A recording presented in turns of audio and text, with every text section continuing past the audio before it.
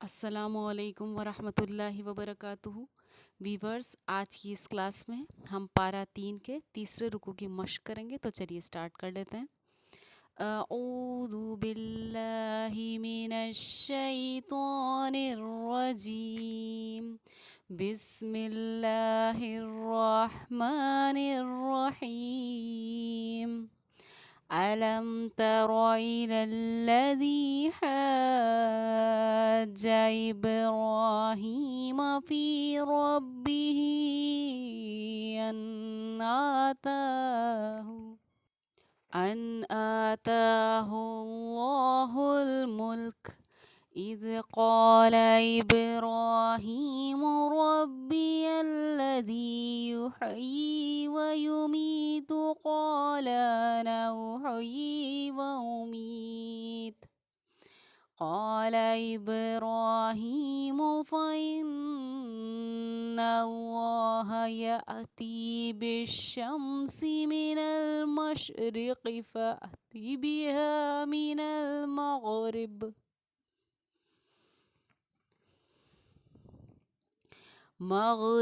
فبهت الذي كفر والله لا يهدي القوم الظالمين أو كالذي مر على قرية وهي خاوية على عروشها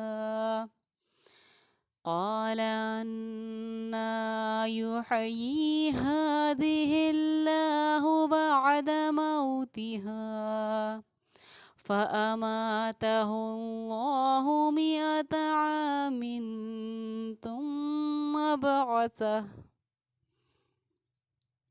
قال كم لبثت قال لبثت يوما أو بعض يوم قال بل لبثت 100 عام فانظر إلى طعامك وشرابك لم يتسنه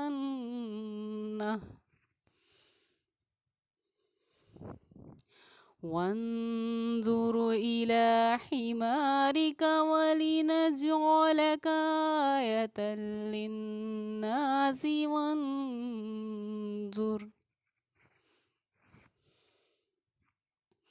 وانظر إلى العظام كيف ننشزها ثم نكسوها لحما فلما تبين له قال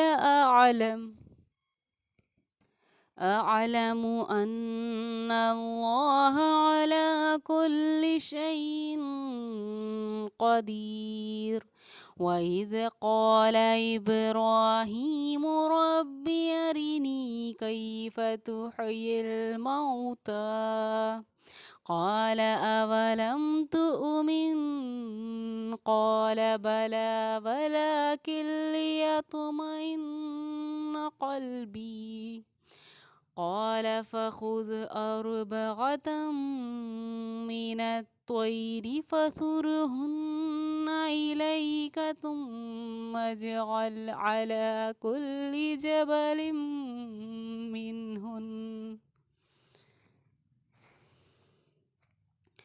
منهن جزءا ثم ادعهن يأتينك سعيا وَاعْلَمْ أَنَّ اللَّهَ عَزِيزٌ حَكِيمٌ۔ چلیے ویورز، اب اس رکوع کی شروع کی آیت کے ذریعے سے اپنے ہجے اور قواعد کی بھی تھوڑی مشق کر لیتے ہیں۔ حمزہ زبر لام میم زبر لم علم۔ آپ دیکھیں گے کہ حمزہ کے اوپر بھی زبر کی حرکت ہے اور لام کے اوپر بھی، تو دونوں کو ہی حرکت کا قاعدہ یہ ہے کہ حرکت کو جلدی پڑھیں، تھوڑا بھی نہ کھینچیں۔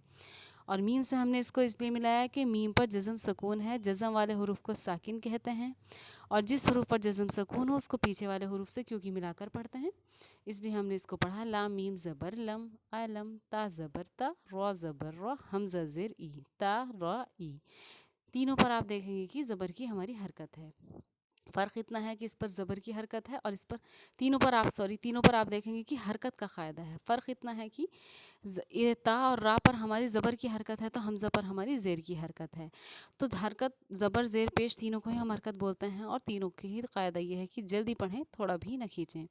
इसलिए हमने पढ़ा तरा ई, लाम लाम ज़बर लल, ई लल, लाम ज़बर ला, ई लल्ला, दाल या ज़िर दी, ई लल्लज़ी, हा ज़बर हा, हा ज़बर हा, हमज़ा मद अब ये तीसरा जो मैंने आपको 3 मद उस दिन गिनवाए, 3 मद पिछले क़ायदों में गिनवाए आपको और नूरानी क़ायदे में भी तख्ती नंबर 19 मद का बयान है। उनमें से जो सबसे लास्ट वाला और सबसे लॉन्ग खींचने वाला हमारा मद है, ये वो वाला मद हमारा आ चुका है। हुरूफ मद्दा के बाद वाले हुरूफ पर अगर जज़म या तशदीद हो तो उसको हम मद्दे लाजिम कहते हैं। और इसकी पढ़ने का तरीक़ा क्या है? पढ़ने का तरीक़ा ये है कि इसको इतना खींचें जितना वक्त हमें 5 अलिफ बोलने में लगता है।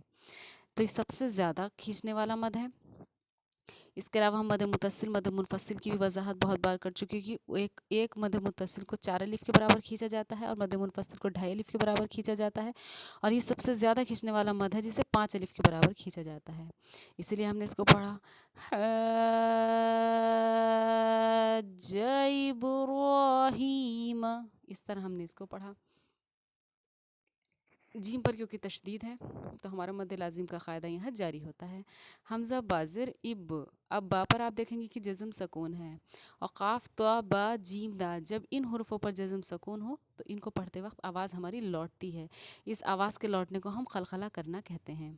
इसलिए हमने इसके पर अपनी आवाज़ लौटाई इब, दोनों हमारे होंठ मिलते हैं और जुदा होते हैं। इब, रॉ खड़ा ज़बर रॉ, इब रॉ, हा खड़ी ज़ेर ही। अब इस पर खड़ा ज़बर है और इस पर खड़ी ज़ेर, तो दोनों को बराबर मकदार में खींचेंगे, लेकिन फ़र्क इतना है कि इसको ऊपर की तरफ खींचेंगे और इसको नीचे की तरफ। इब्राही, मीम ज़बर म, इब्राहीम, फ़ा या ज़र फ़ी, या हुरूफ़ मद्दा है इसलिए कि या साकिन से पहले ज़ेर है। इसको थोड़ा खींच कर पढ़ना चाहिए, थोड़ा कितना? 1 अलिफ के बराबर।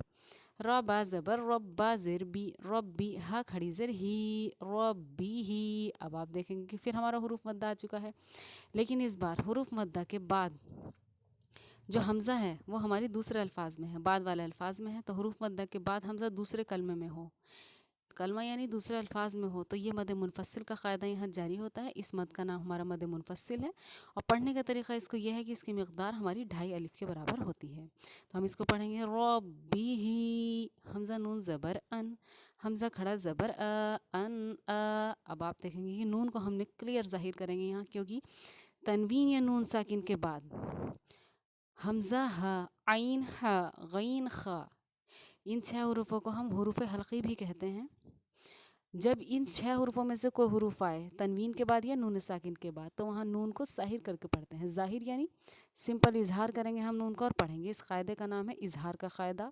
नूरानी क़ायदे में तख्ती नंबर 9 में इसकी पूरी वजाहत दी गई है और याद करने का भी मैंने बहुत बार कहा कि इसकी खूब मश्क करें कि इसके क़ायदे का बहुत ज़्यादा यूज़ हमारा कलाम पाक की तिलावत में होता है।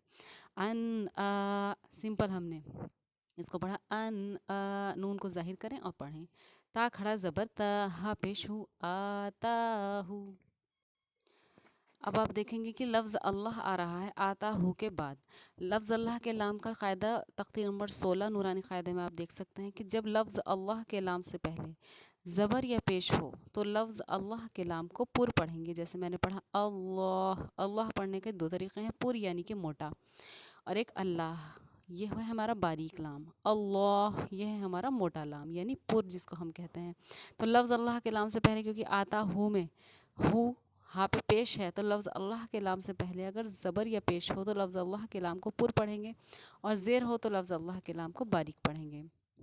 ये पुर पढ़ने की कंडीशन जो है व्यूअर्स याद रखिए कि सिर्फ लफ्ज़ अल्लाह के लाम के लिए है। बाकी अलमुल्कु का लाम हो, काला का लाम हो, अल्लज़ी का लाम हो, किसी भी चीज़ का लाम हो वो बारीक ही पढ़ा जाता है। सिर्फ लफ्ज़ अल्लाह का लाम एक ऐसा लाम है जिसको पुर पढ़ने की ये कंडीशन है कि लफ्ज़ अल्लाह के लाम से पहले ज़बर या पेश हो तो लफ्ज़ अल्लाह के लाम को पुर पढ़ेंगे, और इसके अलावा अगर ज़ेर है तो लफ्ज़ अल्लाह के लाम को भी फिर बारीक पढ़ेंगे, और इसके अलावा तो हर एक लाम बारीक ही पढ़ना है। हा लाम पेश हुल, मीम लाम पेश मुल, हुल मुल, आता हुल मुल्क, आता हुल को हमने इसमें मिलाया। اور میم لام پیش مل کاف زبر کا ملک کا، لیکن آپ ہمیں یہاں پر وقف کرنا لازم ہے کیونکہ یہ میم کی آیت ہماری آ رہی ہے، اور یہ وہ علامات وقف ہے جہاں پر ٹھہرنا ضروری اہم ہے۔ میم آپ جب پڑھیں گے تو اس کی فل فارم ہوتی ہے لازم، وقف لازم۔ جہاں پر بھی میم لکھا ہوگا وہاں پر یا تو رائٹ سائڈ یا لیفٹ سائڈ وقف لازم ضرور لکھا ہوگا۔ یہ دیکھیے یہاں پر چھوٹا سا وقف لازم لکھا ہوا ہے، یعنی وضاحت اس کی یہ ہے کہ اس پر ٹھہرنا ضروری اہم ہے، اس لیے ہم نے یہاں پہ ملکہ کو ملک پڑھا۔ اسی طرح آپ مزید آیات کی بھی اس کی مشق کریں، ہر حروف پر قاعدے کا دھیان رکھتے ہوئے۔ جزاک اللہ خیرہ۔